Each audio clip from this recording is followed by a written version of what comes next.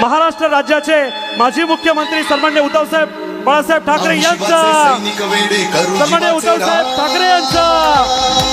अरे कोण आला रे, कोण आला, अरे कोण आला रे, कोण आला, शिवसेना, अरे शिवसेना।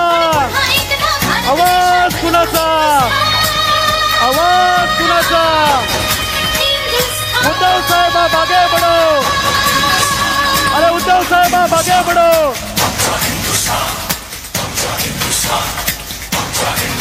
अखंड हिंदुस्थानचे कैवारी, देवदास धर्म मराठी मनाचे मानबिंदू, हिंदू अस्मितेचे शिरोमणी, हिंदुस्थान हिंदू, हिंदुस्थानचे एकमेव हिंदू हृदय सम्राट शिवसेना श्रीमान बाळासाहेब ठाकरे यांचा, श्रीमान बाळासाहेब ठाकरे यांचा।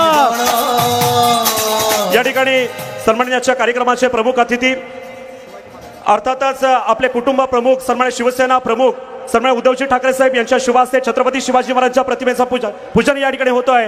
प्रौढ प्रताप पुरंदर क्षत्रिय कुलावतंस सिंहासनाधीश्वर राजाधिराज छत्रपती शिवाजी महाराज की,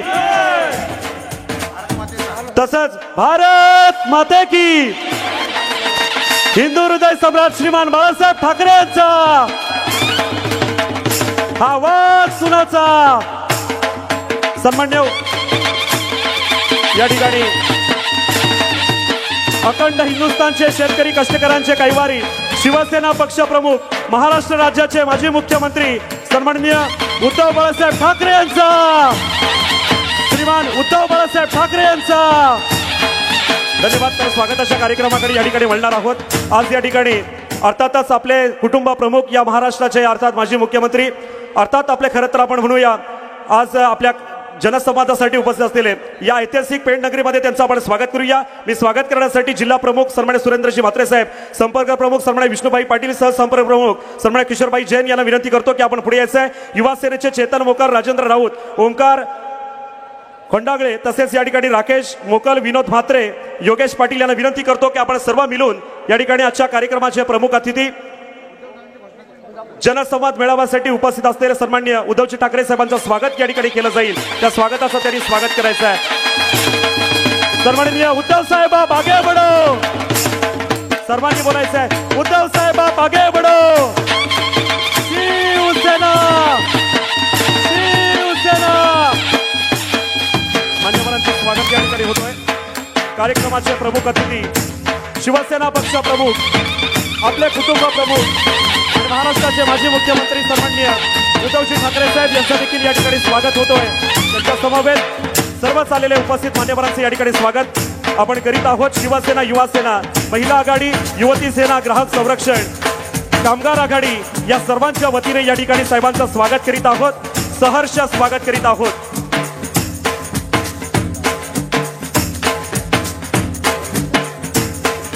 बोला छत्रपती शिवाजी महाराज की जय भवानी। जोरात बोलायचं, एकदा जोरात बोलायचं। सर्वांनी हात वरती करा, सर्वांनी हात वरती करा। छत्रपती शिवाजी महाराज की जय भवानी। उद्धव साहेब आगे बढ़ो, गीते साहेब आगे बढ़ो। ओके, धन्यवाद। तर कार्यक्रमाला आपण खरं तर आज आपला हा जनसंवाद मेळावा आपण या ठिकाणी आयोजित केलेला आहे। तो माईक जरा वरती घ्या, माईक वरती घ्या पटकन, आयोजकांना विनंती, तो माईक वरती घेऊ आपण। ठीक आहे साहेबांना, चला थांब रे जरा, एक मिनिट थांबा, थांबा साहेबांच्या भाषेवर थांबा, थांबा।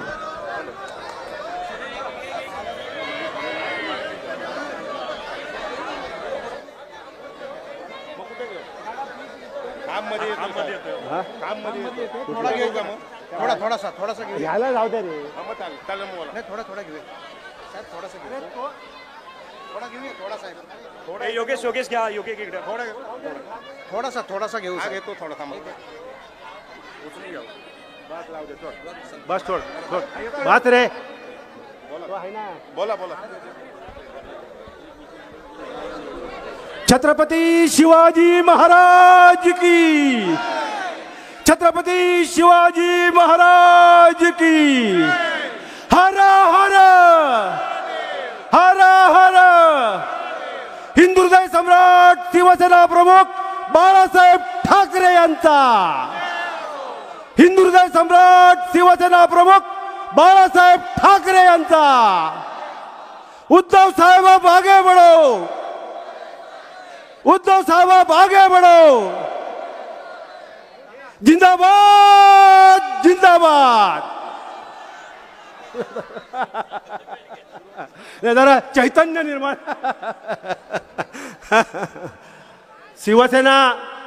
शिवसेना पक्षप्रमुख उद्धव बाळासाहेब ठाकरे, शिवसेना नेते सन्माननीय सुभाष देसाई, व्यासपीठावरील शिवसेनेचे सर्व सन्माननीय पदाधिकारी, लोकप्रतिनिधी आणि हजारोंच्या संख्येनं उद्धव साहेबांना ऐकण्याकरता उपस्थित असलेले पेणवासीय शिवसैनिक बंधू भगिनी आणि मातांनो, आपण पेणवासीय अतिशय भाग्यवान आहोत। उद्धव साहेबांचा जनसंवाद दौरा, या जनसंवाद दौऱ्याचा ची सुरुवात ही आज पेण पासून होते। रायगडच्या या पावनभूमीतून या जनसंवाद दौऱ्याची सुरुवात होते आणि म्हणून आपण सगळे पेणवासीय अतिशय भाग्यवान आहोत। गेल्या अनेक वर्षानंतर किंबहुना उद्धव साहेबांची पहिली जाहीर सभा आजच्या या पेणच्या या प्रायव्हेट हायस्कूलच्या मैदानामध्ये या ठिकाणी होते आणि म्हणून संपूर्ण पेण तालुका, सुधागड तालुका या दोन्ही तालुक्यातील सर्वसामान्य शेतकरी, कष्टकरी, माता भगिनी, आमचे सर्व सन्माननीय शिवसैनिक बांधव आज मोठ्या संख्येने या ठिकाणी उपस्थित आहेत। हा जनसंवाद दौरा आपण या रायगड लोकसभा मतदारसंघामध्ये एकूण 6 सभा घेत आहोत। या जनसंवाद दौऱ्याची सुरुवात पेणपासून झालेली आहे, सुरू होते। यानंतरची पुढची सभा चौल अलिबागला होणार आहे, तिसरी सभा संध्याकाळी 6 वाजता रोह्याला होणार आहे।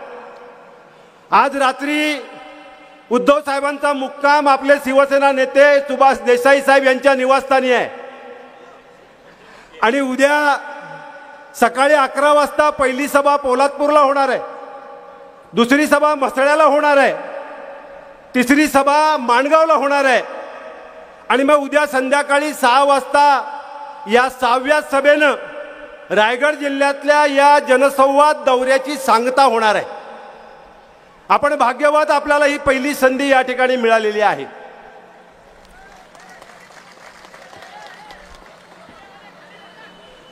आपण सर्व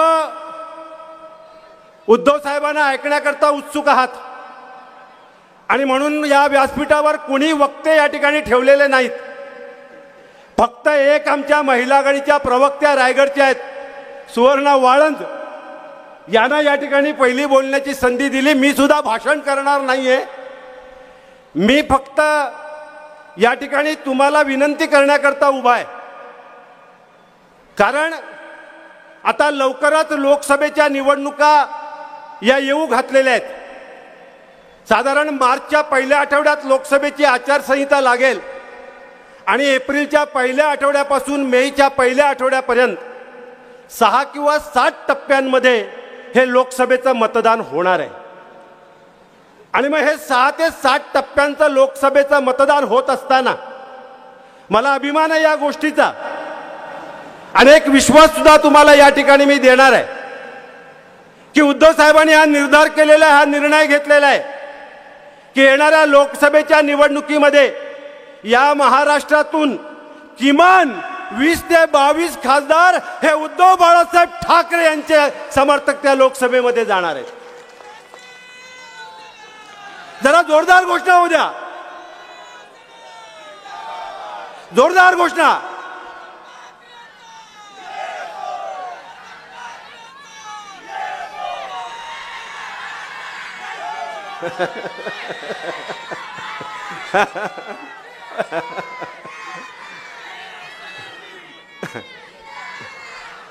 वीस ते 22 खासदार हे संसदेमध्ये आपले जाणार आहेत आणि आज या रायगडच्या पावनभूमीमध्ये तुम्हा सर्वांच्या उपस्थितीमध्ये एक इच्छा, एक विश्वास सुद्धा या ठिकाणी व्यक्त करतोय की या 2024च्या लोकसभेच्या निवडणुकीत या देशामध्ये विश्वास ठेवा, इंडिया आघाडीचं सरकार केंद्रामध्ये आल्याशिवाय राहणार नाही.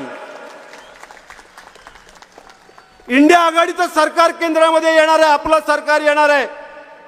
आणि जेव्हा आपलं सरकार केंद्रामध्ये येईल त्यावेळेला पुन्हा एकदा विश्वास व्यक्त करतोय, त्या सरकारमध्ये शिवसेनेला मानाचं पान मिळाल्याशिवाय राहणार नाही, हा विश्वास या ठिकाणी व्यक्त करतो.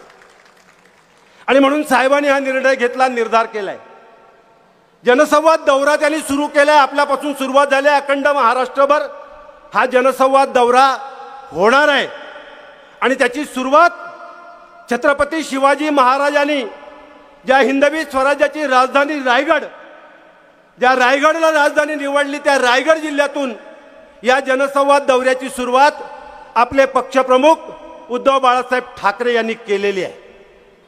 आणि म्हणून मी ज्यावेळेला एक माझ्यावर जबाबदारी टाकली, किंबहुना ही जबाबदारी मी मागून घेतली, टाकली म्हणण्यापेक्षा मी मागून घेतली की रायगड लोकसभा आणि मावळ लोकसभा मतदारसंघ या 2 लोकसभा मतदारसंघाची जबाबदारी आपण साहेब मला द्या.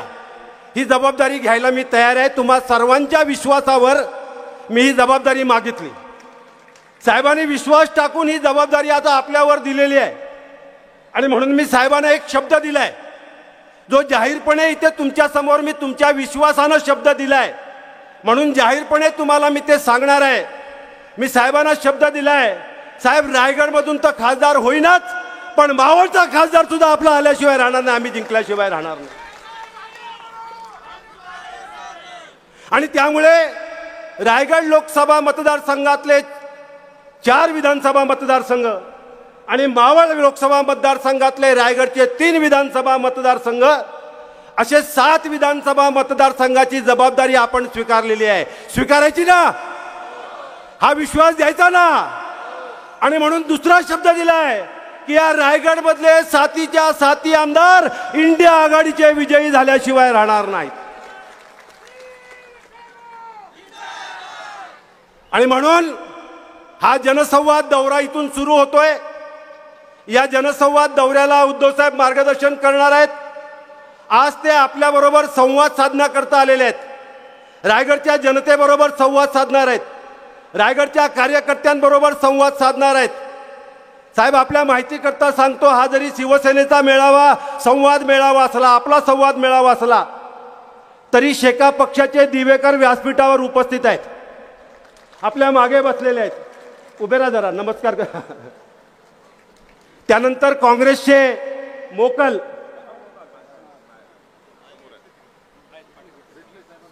हा ठीक आहे, ते सुद्धा उपस्थित आहेत. त्यामुळे एका विश्वासानं ही सगळी मंडळी इथे आली आहे.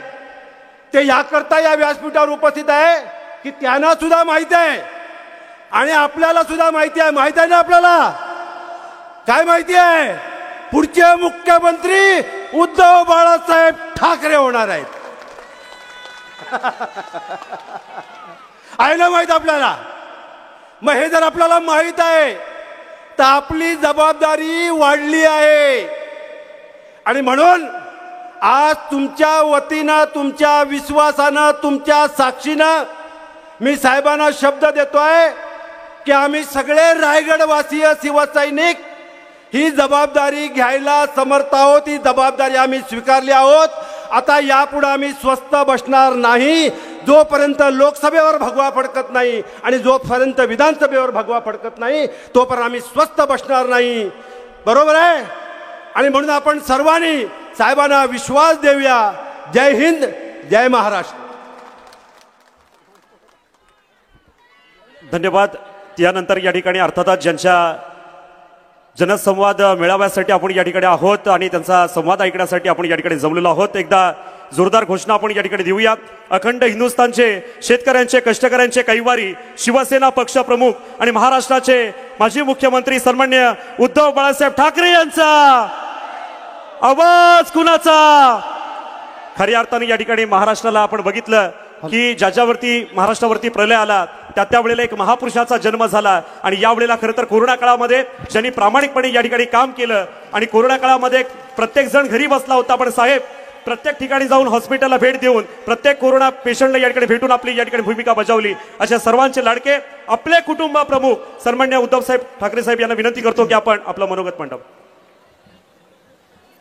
जमलेल्या माझ्या तमाम हिंदू बांधवांनो, भगिनींनो आणि मातांनो,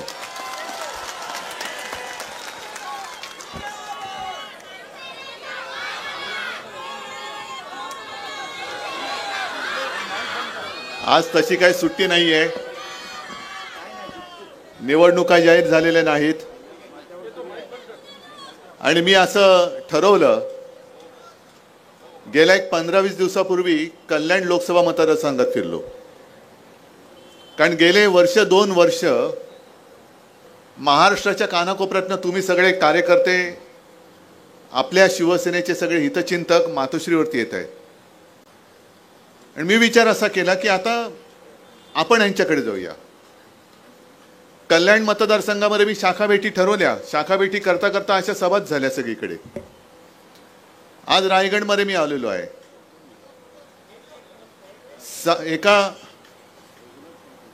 एका लोकसभेमध्ये जेवढे विधानसभा मतदारसंघ येतात त्या सर्व विधानसभा मतदारसंघात मी जाणार आणि माझ्या जनतेला मी भेटणार आहे. आणि त्याची सुरुवात जसं गीते साहेब आपण म्हणालात ती इथपासून झालेली आहे. रायगड जिल्हा, पेण. आज आपण इथे बोलतो आहोत, संवाद करतो आहोत आणि त्याच वेळेला देशातला मोदी सरकारचा शेवटचा अर्थसंकल्प या देशाच्या अर्थमंत्र्यांनी लोकसभेत सादर केलेला आहे. काय बोललो मी? शेवटचा अर्थसंकल्प. आणि त्याच्याबद्दल मी आपल्या अर्थमंत्री निर्मला सीतारामनजींना धन्यवाद देतोय की आपण हे जड अंतःकरणाने कार्य पार पाडलं. शेवटचा का होईना पण अर्थसंकल्प मांडलात. आणि आणखीन एका गोष्टीसाठी मी त्यांचं अभिनंदन करतोय. कारण सगळा अर्थसंकल्प मी काही पाहिला नाही, वाचला नाही, पण पेनमध्ये शिरल्यानंतर मोबाईलवरती ऑनलाईन जे काही हायलाईट्स येतात त्याच्यात मी वाचलं की सीतारामनबाई असं म्हणाले की आता यापुढे आम्ही या देशात 4 जातींसाठी काम करणार. कोणत्या 4 जाती? गरीब, महिला, तरुण आणि शेतकरी. मी अर्थमंत्र्यांचं अभिनंदन करतो कारण त्यांनी मोठं धाडस केलेलं आहे. संसदेत जेव्हा अर्थसंकल्प जाहीर होतो तेव्हा गीतेसाहेब तुम्ही मंत्री होतात, मला असं वाटतं प्रधानमंत्री समोर असतात, पण प्रधानमंत्र्यांसमोर हे बोलण्याचं धाडस त्यांनी दाखवलं म्हणून मी त्यांचं अभिनंदन करतोय. अरे धाडस काय? कारण निवडणुका आल्यानंतर का होईना पंतप्रधानांनी सांगितलं की हा देश म्हणजे तुमच्या बाजूचे तुमचे सुटाबुटातले जे मित्र आहेत ते नाही, तुमच्या मित्रांच्या पलीकडे सुद्धा देश आहे, तो हा देश आहे. त्याच्यामध्ये तरुण आहेत, महिला आहेत, शेतकरी आहेत आणि गरीब सुद्धा आहेत. 10 वर्ष झाली. 10व्या वर्षी तुम्हाला या 4 जाती तुम्हाला कळल्या की अरे तुमच्या बरोबरचे अडाणी वगैरे आहेत ते म्हणजे देश नाही. ज्याच्यासाठी तुम्ही 10 वर्ष जी खर्ची घातली आपल्या आयुष्याची, माझ्या देशाची, हा तेवढा देश नाही आहे. सुटाबुटातलं सरकार हे आता गरिबांकडे लक्ष द्यायला आलेलं आहे. मग सीतारामनजी महिलांकडे तुम्ही लक्ष देता आहात, मणिपूरमध्ये का नाही जातो? मणिपूरमध्ये जा. मणिपूरमध्ये ज्या महिलांवरती जे काय अत्याचार झाले त्यांना जाऊन सांगा की अहो आम्हाला माहितीच नव्हतं आमच्या देशामध्ये महिला आहेत, आत्ता आम्हाला कळलं कारण निवडणुकांमध्ये महिलांची मतं पाहिजेत म्हणून आम्ही सांगतो आहोत की आम्ही आता महिलांसाठी सुद्धा काम करणार. मग मध्ये जे मी म्हटलं होतं ना की बिल्किश बानोकडे जा, त्यांच्या अत्याचाराने तुम्ही सोडलं होतं, पुन्हा कोर्टाच्या आदेशाने त्यांना तुरुंगात टाकले. त्यांना जाऊन सांगा की ताई तू सुद्धा महिला आहेस, आता आम्ही तुझ्यासाठी पण काम करणार आहोत. इथे शेतकरी असतील आलेले, कामगार आले असतील, तरुण आले असतील, ज्या वेळेला शेतकऱ्यांनी एक वर्ष, दीड वर्ष, जवळपास वर्षभर, वर्ष 6 महिने उत्तरेतल्या शेतकऱ्यांनी आंदोलन केलं, थंडी, वारा, ऊन, पाऊस कशाची पर्वा न करता आंदोलन केलं, त्यांना तुम्ही अतिरेकी ठरवलं होतं. आता अतिरेक्याने तुम्ही शेतकरी समजायला लागलात आणि आता तुम्ही त्यांचं काम करायला लागलात. म्हणजे हा सगळा भूलभुलैया एवढा हे थोतांड आहे. पण एक लक्षात घ्या की पूर्वी म्हणजे अजूनही होत असतील जादूचे प्रयोग. तुम्ही पाहिलेत जादूचे प्रयोग? अरे हो की नाही? अरे नसेल तर नाही सांगा, ते करतात ते बघा. आता आता दिल्लीत सुरत जादूचे प्रयोग. जादूचे प्रयोग म्हणजे काय? मी लहानपणी बघायचो, तो जादूगार यायचा, टोपी दाखवायचा, अशी रिकामी आहे ना टोपी, हो, मग काहीतरी त्याच्यावर फडकं टाकायचा, एक मंत्र म्हणायचा, आब्राकाडाब्रा, हात घालायचा आणि कबूतर काढून सोडून द्यायचा. आपण म्हणायचो अरे काय अचाट माणूस, रिकाम्या टोपीतून कबूतर काढलं, माझं मत यालाच. पण त्यावेळेला हे लक्षात येत नाही की कबूतर उडून गेलं, टोपी आपल्याला घातली. ही टोपी घालण्याचा प्रकार आहे अर्थसंकल्प म्हणजे. हे अशा सगळ्या काही आता भूलभुलैया काढतील. अमुक आता तुम्हाला हे देणार, हे महिलांना काय आता फुकटामध्ये पाहिजे तर गॅस सिलेंडर देतील, पण मतदान झाल्यानंतर सिलेंडरच्या किमती दुपटीने तिपटीने वाढतील. तरुणांना आम्ही नोकऱ्या देणार. अहो 10 वर्ष हेच ऐकत आलोय. 10 वर्ष केलं काय तुम्ही? आम्हाला आता तुमच्या फसव्या अर्थसंकल्पाची गरज नाहीये. आता जे मी तुम्हाला सांगणार आहात, तुम्ही मगाशी गीते साहेब बोलत असताना जोरात सांगितलं तो हो, ते खरंच काम करणार आहात? काय करणार? काय काम करणार? नाही गाडायचं तर तसं नाही, आधी खड्डा खणायला लागेल. त्या खड्ड्या खणण्याचं काम आता तुम्हाला पहिले 1 महिनाभर करावं लागेल. मग गाडून त्याच्यावरती आपल्या मतांची माती टाकावी लागेल, तर ते गाडले जातील. पण हा जर खड्डा खणायचा असेल तर आता तुम्हाला घराघरात जावं लागेल. जसं 2014 साली चाय पे चर्चा झाली होती, तुमच्या गावात झाली असेल नसेल कल्पना नाही. आता चहा पण महागला, साखरही महागलं, दूधही महागलं, पाणी शुद्ध येते की नाही, पण आम्ही आता याच्या पुढे तुम्हाला चहा देऊ. आता प्रत्येक ठिकाणी जाऊन गेल्या 10 वर्षातल्या या सरकारच्या कामाचा आढावा घ्या. 10 वर्षे यांनी जे अर्थसंकल्प मांडले, ते अर्थसंकल्प प्रत्यक्षात किती उतरले? 2014 आणि 2019 ज्या काही त्यांनी जाहीरनाम्यातनं थापा मारल्या, त्या थापा किती प्रत्यक्षात आल्या? अगदी महिलांना सुद्धा महिलांच्या योजना मिळाल्या क्या? तरुणांना नोकऱ्या मिळाल्या का? शेतकऱ्यांना आपत्ती काळामध्ये संकटामध्ये मदत मिळाली का? उघड मी विचारतो. जर इकडे शेतकरी आले असतील तर माझा उघड मी त्यांना विचारतो, पत्रकारांनी टिपून घ्यायचं. मी जेव्हा मुख्यमंत्री होतो त्यावेळेला 2 चक्रीवादळं इकडे आदळली होती, एक त्योक्ते आणि एक निसर्ग. मग ज्यांना त्याच्यामध्ये आपत्तीग्रस्त होते, ज्यांचं नुकसान झालं, त्यावेळेला मी मुख्यमंत्री असताना सरकारने केलेली मदत मिळाली की नाही, हे हो किंवा नाही एकदा मोठ्याने सांगा. मी इथे येऊन गेलो होतो, इथे म्हणजे इकडे नाही पण जिकडे वादळ आलं तिकडे कोकणात पण गेलो होतो, तळ कोकणात गेलो होतो, अलिबागवर त्याही भागात आलो होतो. आणि जे केंद्राचे निकष आहेत त्याच्या पलीकडे जाऊन आपल्या सरकारने मदत केली होती. 2 निसर्ग वादळ, एक निसर्ग आणि त्योक्ते वादळ येऊन गेलं, पंतप्रधान आले होते, केंद्राची मदत आली होती, 1 पैसा सुद्धा आलेला नव्हता. मला तुम्हाला हे जे सांगायचं ते हेच आहे की संकट आल्यानंतर पंतप्रधान इकडे फिरकले नाहीत, अजिबात फिरकले नाहीत. रायगडमध्ये सुद्धा, महाराष्ट्रामध्ये सुद्धा जनता राहते आणि त्याही वेळेला जर एक रायगड सोडला तर बाकी सिंधुदुर्ग असेल, आणखीन काही ठिकाणी आपण त्यांच्यासोबत होतो. म्हणून आपल्यामुळे मोदीजींना पंतप्रधान होण्यासाठी सगळ्यांनी मतदान केलं होतं. पण तेव्हा नामानिराळे होते. आता वाऱ्या करतायत, महाराष्ट्राच्या वाऱ्या. आता मध्ये 2 वेळा येऊन गेले, आता परत येत आहेत. साताऱ्याला जात आहेत, मग शिवनेरीला जातील, मग पोहरादेवीला जातील, पेणमध्ये येऊन जातील. जिकडे म्हणजे मतं पाहिजे असताना मेरे प्यारे देशवासियो, आणि त्याच्यानंतर तुम्ही एकदा मतं दिली का तुम्ही जगताय काय मरताय काय, आंदोलन केला तरी चिरडून टाकू, पण विकास, तुम्हाला चिरडणं हा यांचा विकास. आता गेल्या आठवड्यामध्ये राम मंदिर झालं, आनंदाची गोष्ट आहे, मला पण अभिमान आहे, आनंद आहे. राम मंदिर तिकडे अयोध्येत व्हायला पाहिजेच होतं, कारण त्याच्यामध्ये शिवसेनेचं, शिवसेना प्रमुखाचं सुद्धा मोलाचं योगदान आहे. मी काय तुम्हाला सांगण्याची गरज नाही. मी आमंत्रण येईल आमंत्रण येणार नाही त्याच्यापेक्षा आनंद व्यक्त करायला मी नाशिकला गेलो होतो आणि काळाराम मंदिराची मी आरती केली. गोदावरी तीरावरती मी आरती केली. कारण काळाराम मंदिराचा सुद्धा एक वेगळा इतिहास आहे, तुम्हाला कल्पना आहे. जसं इकडे या रायगडमध्ये महाडच्या चौदार तळ्याचा एक सत्याग्रह झाला होता, तसा काळाराम मंदिरामध्ये डॉक्टर बाबासाहेब आंबेडकरांनी सत्याग्रह केला होता. आणि त्यांचं हेच जे म्हणणं होतं तेच आमचं सुद्धा आहे की हा जो राम आहे हा काही तुमची खाजगी प्रॉपर्टी नाही, तो राम माझा सुद्धा आहे. हे जे आंबेडकरांनी सांगितलं तेच मी भाजपला सांगतोय. हा राम तुमच्या मोदींची प्रॉपर्टी नाही, हा राम ह्या देशातल्या तमाम करोडो राम भक्तांचा सुद्धा आहे. पण त्या सगळ्या सोहळ्यामध्ये एक कोणतरी निर्बुद्धच बोलायला पाहिजे, कारण अशी माणसं निर्बुद्धच्या शिवाय मला दुसरा शब्द सुचत नाही. माझं काय म्हणणं आहे की कोणी कोणाला काय मानायचा याचा त्याचा प्रश्न आहे. कोणी कोणाला देव मानत असेल बाबा तो तुझा आणि त्याचा प्रश्न आहे, मी नाही त्याच्यामध्ये येऊ शकत, येऊ इच्छितच नाहीये. पण जर कोणी मोदींना देव मानत असतील माना, माझं काही म्हणणं नाही. पण तुम्ही त्यांची तुलना आमच्या दैवताबद्दल करू नका. हे आमचं दैवत आहे, छत्रपती शिवाजी महाराज हे दैवत आहे. आणि जे कोणी कोणाची तुलना आमच्या महाराजांबरोबर करतात ती माणसं निर्बुद्ध आहेत. काय एक तरी मला साम्य दाखवा.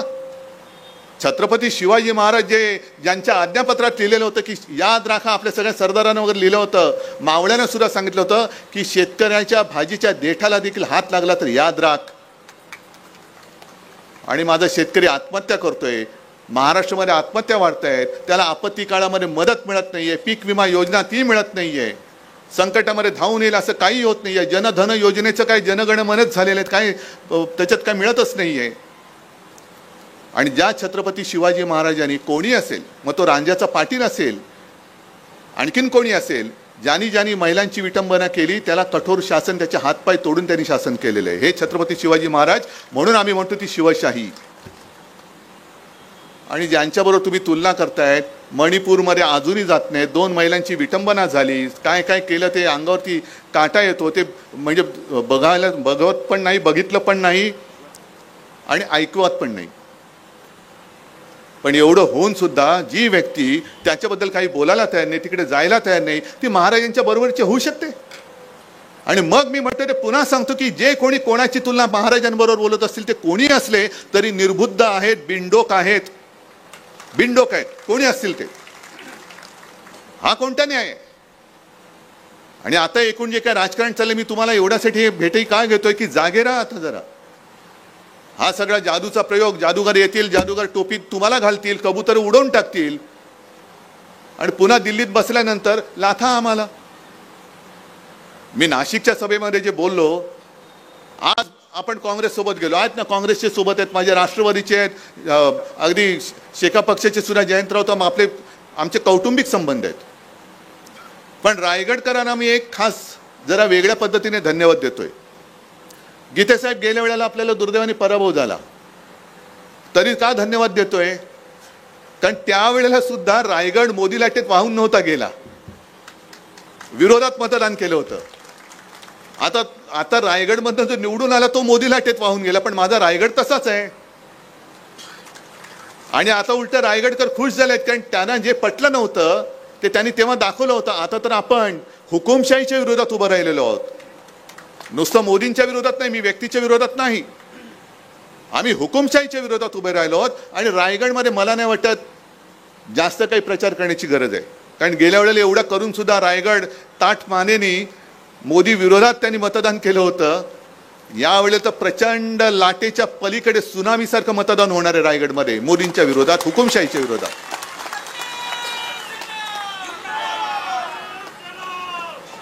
बरं, एक गोष्ट अशी आहे की यांचं काय म्हणणं आहे की अबकी बार काय म्हणतायत 400 पार. मग 400 पार जर तुमची आत्ता होण्याची तयारी असेल, मग तुम्हाला नितीश कुमार का लागतात? नितीश कुमार का लागले? मग जो काही कारभार चाललेला आहे, मग मोदी गॅरंटी, मोदी सांगतात की अमुक अमुक होगा, हे मोदी गॅरंटी आहे. म्हटलं बरोबर आहे, मोदी गॅरंटी आहेच, कारण इकडच्या वर्तमानपत्रात किती बातम्या आल्यात माहिती नाही, पण मी येताना मुंबईतली वर्तमानपत्र पाहिली, काही बातम्या कापून पण आणल्या. एकाच वृत्तपत्रात 2 बातम्या आहेत.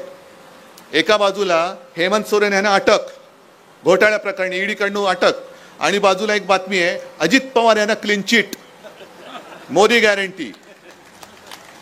भ्रष्टाचार करा भाजपात या, कुछ नहीं होगा, मोदी गॅरंटी आहे.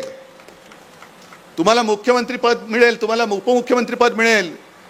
आरोप करणारे हेच, पक्षात घेणारे हेच, क्लीन चिट देणारे हेच, आणि जे सोबत येत नाहीत. म्हणजे एकाच दिवशी नितीश कुमार भाजपासोबत गेले, ते मुख्यमंत्री पदाची शपथ घेतली, आणि त्याच दिवशी त्याच्या दुसऱ्या दिवशी लालू प्रसाद आणि तेजस्वीला ईडीचं summons. Modi guarantee, Modi guarantee. या सगळ्या गॅरंट्या तुम्हाला परवडणार आहेत? परवडणार आहेत? म्हणजे जर मी असं म्हटलं की जे विरोधात हुकुमशाहीच्या विरोधात राहतील त्यांना हे तुरुंगात टाकतायत, मग तुम्ही विचार केला पाहिजे. आणि आज सुद्धा मी सांगतो, इकडे जर का कोणी भारतीय जनता पक्षाचे खबरे आले असतील, RSSचे आले असतील, नाही येऊ शकतात, उलट त्यांच्याशी मी बोलायला तयार आहे. आणि जर का तुम्ही जर लाईव्ह दाखवत असाल तर महाराष्ट्रातल्या कानाकोपऱ्यामधले जे RSSचे कार्यकर्ते आहेत आणि भाजपचे कार्यकर्ते आहेत त्यांना मी सांगतोय की अरे तुम्ही आता तरी डोळे उघडा. ही लढाई केवळ भाजप विरुद्ध विरोधी पक्षाशी नाहीये, ही लढाई लोकशाही विरुद्ध हुकुमशाही आहे. तुम्ही ज्यांच्यासाठी सतरंजा घालता आहात, ज्यांच्या मागे लगबग सगळी उठाबशा करता आहात, त्यांच्या हातामध्ये पुन्हा देश देणार असाल तर याचा अर्थ तुम्ही तुमच्या पुढच्या पिढ्या या हुकुमशहाच्या ताब्यामध्ये देत आहात. पुढच्या पिढ्या तुम्हाला माफ करणार नाहीत. आम्ही लढतो आहोत. गीते साहेबांनी थोडी माझी पंचायत केली. मला काय म्हणाले, उद्धव ठाकरेच परत मुख्यमंत्री होणार. अहो मी पंतप्रधान पदाचं स्वप्न बघू की नको आता प्रश्न पडले. नाही, मला असं काही स्वप्न पडत नाही. ना मुख्यमंत्री पदाचं पडलं होतं, पंतप्रधान पदाचं स्वप्न तर स्वप्नातही स्वप्न पडत नाही मला. मला फक्त दिसतोय तो माझा देश, माझी भारत माता, माझी भारत माता. आणि त्यांच्या भारत मातेच्या बाजूला डॉक्टर बाबासाहेब आंबेडकर आहेत. त्यांनी लिहिलेली आपली घटना, ते संविधान, ते मला वाचवायचं आहे. का आम्हाला मत द्या, आम्हाला मत द्या. मत द्या म्हणजे काय, कोणाला तरी मत द्या म्हणून द्यायचं नाहीये. हे मत तुमचं तुम्ही स्वतः तुमच्या पुढच्या पिढ्यांसाठी देणार आहात. तुमच्या पुढच्या पिढ्या या भले अशा उचलून तुरुंगात नाही टाकल्या तरी संपूर्ण देशाचाच जर काही तुरुंग झाला तर त्या वातावरणात तुमच्या मुलाबाळांना जगावं, त्यांनी जगावं अशी तुमची इच्छा असेल, जरूर हुकुमशाला मत द्या. आणि नसेल तर इंडिया म्हणून जी देशभक्तांची आघाडी तयार झालेली आहे त्या आघाडीला तुम्ही मतदान केलं पाहिजे. या अशा अनेक काही गोष्टी आहेत. सगळ्याच गोष्टी इकडे बोलतो, पुढच्या सभेमध्ये काय बोलणार. आणि म्हणून मी थोडंसं जे काय आहे ते तुमच्यासमोर बोललेलो आहे. जेवढं नेमकं बोलायचं तेवढं बोललेलो आहे. आता याच्या पुढे जो काय तुम्ही जोश मला दाखवलेला आहात की आम्ही इकडनं, आता गेल्या वेळेला एक जयंत पाटलांचा कार्यक्रम होता ना बँकेचा, आणि मी आणि पवारसाहेब बाजूबाजूला बसले होतो श्रीवर्धनला. मला पवारसाहेब म्हणाले यावेळेला ह्या गद्दाराला पाडावं लागणार. म्हणजे त्यांची तयारी आहे, मानसिकता आहे, या गद्दाराला गाडायचा म्हणे. आता गंमत अशी आहे की कल्याणमध्ये मी गेलो, त्याच्या 1-2 दिवस आधी मोदीजी येऊन घराणेशाहीवरती बोलून गेले होते. घराणेशाही. मी कल्याणमध्ये दुसऱ्याशी गेलो, म्हटलं घराणेशाहीचा विरोध आहेच, पण कल्याणमध्ये आणि योगायोगाने इकडे सुद्धा आणि पलीकडे कोकणात सुद्धा घराणेशाहीच नाही तर गद्दारांची घराणेशाही आहे. गद्दार घराणेशाही, गद्दारी करणारी घराणेशाही आहे. आणि म्हणून इकडे केवळ मोदींच्या भाषेत, म्हणजे आता मग जे काही खासदार निवडून गेलेत आणि पालकमंत्री आहेत त्यांना भाजपने जाहीर करावं आम्ही तिकीट देणार नाही कारण ही घराणेशाही आम्ही इकडेच बंद करणार. करा, हिंमत असेल तर करा. ना राज्यसभेत पाठवणार ना विधान परिषदेत पाठवणार, कारण अशी कुजबूज येते. कारण त्यांना आता कळलंय लोकसभेत तर निवडून येऊच शकत नाही. मग मागच्या दारात पुन्हा तटकरे राज्यसभेत जायचा प्रयत्न करतील. मोदींनी सांगायला पाहिजे गेट आउट, मला घराणेशाही चालणार नाही. पालकमंत्री विंत्री असेल तर तू पालक आणि तुझी मुलगी घरी काय ते करा, इकडे माझ्या पक्षात स्थान नाही. करा ना, काढा घराणेशाही बाहेर. पण काहीतरी फसवत जायचं, झुलवत जायचं, ते दिवस गेले. आम्ही सुद्धा तुमच्या सोबत आलो होतो ते कडवट राष्ट्रीय हिंदुत्वासाठी. कारण आपले शिवसेना प्रमुख जे सांगायचं की हिंदुत्व हे आमचं राष्ट्रीयत्व आहे. जो या देशाला आपला मानतो तो जातपात धर्माने कोणी असला तरी आमचा आहे, हे आमचं हिंदुत्व आहे. मग भाजपने सांगावं भाजपचं हिंदुत्व काय. आणि म्हणून आजपासून मी रायगडमध्ये या छोट्या मोठ्या सभांना सुरुवात केलेली आहे. प्रत्यक्ष निवडणुकीमध्ये मी पेणमध्ये आलो नाही तरी तुमची मतं आणि तुम्ही इकडनं लीड देणार आहात की नाही? नक्की जरा हात वर करून सांगा ना. आणि जे मी तुम्हाला सांगितलं की घराघरामध्ये जाऊन गाव वाड्या वस्ते पाडे, अगदी चहाची टपरी असेल, सलून असेल, एसटी स्टँड असेल, रिक्षा स्टँड असेल, संपूर्ण गेल्या 10 वर्षातल्या मोदींच्या थापा या लोकांना सांगा. कारण प्रचंड खर्च होतो जाहिरातीवरती. मग पेट्रोल पंपावरती जाहिरात लागते आणि त्याच्यावरती पंतप्रधानांचा फोटो असतो. देशातल्या एवढ्या कोटी महिलांना मिळाली उज्ज्वला योजना आणि एका महिलेचा फोटो असतो. आपण म्हणतो अरे पंतप्रधानांचा फोटो म्हणजे ही जाहिरात खरी असणार.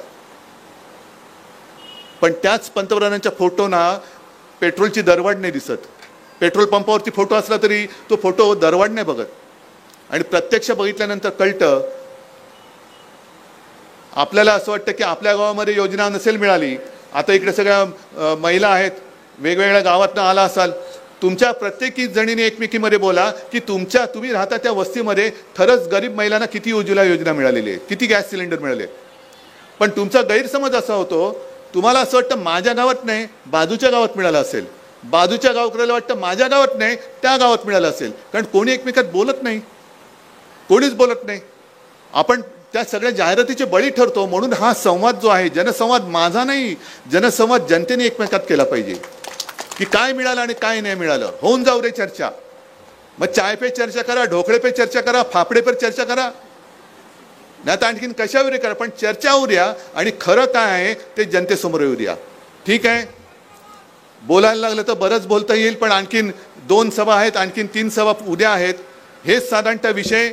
आणि सत्य जे आहे ते सत्य जनतेसमोर आणणं ही जबाबदारी ही आता तुमची आहे. आणि हे सत्य जर तुम्ही जनतेसमोर आणलं तर मला खात्री आहे की केवळ पेणमध्येच नव्हे तर रायगडमध्ये सुद्धा मी एक देखील सभा नाही घेतली तरी आपला खासदार निवडून आल्याशिवाय राहणार नाही. असो, तुम्ही ज्या उत्साहात आलेला आहात, उन्हामध्ये आलेला आहात, सुट्टी नसताना आलेला आहात, ही खरी जनता, ही सगळी जागरूक जनता आहे. ही भाड्याने आणलेली माणसं नाहीत, अजिबात नाही.